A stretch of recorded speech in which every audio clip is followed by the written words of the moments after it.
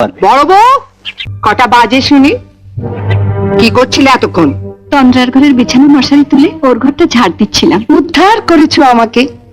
তা এত বেলা যে কাজ শুরু করলে, ব্যাপার কি? যেই বাড়িতে আরেকটা বউ এসেছে অমনি ঢিলে দিতে শুরু করেছো কাজে, না? কাল রাতে রাজুর জ্বর এসেছিল, ভালো ঘুম হয়নি, তাই উঠতে একটু দেরি হয়ে গেল মা। এসব নাকা নাকা কথা ছাড়ো।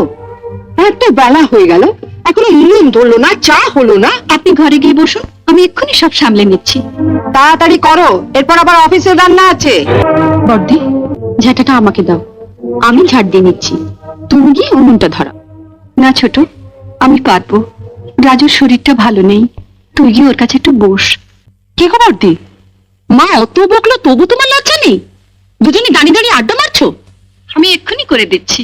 এই যে বড় বউ, কাল তোমায় বলেছিলাম ত্রিফলা ভিজিয়ে রাখতে, রেখেছো? হ্যাঁ রেখেছি মামা। দাও, তাড়াতাড়ি দাও।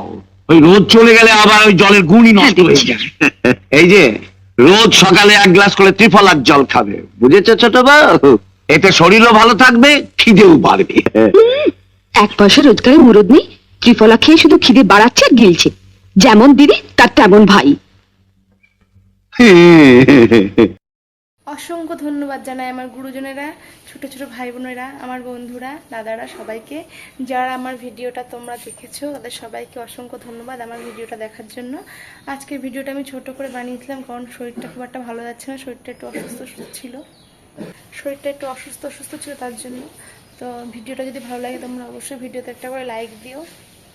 আজকের মতো টাটা।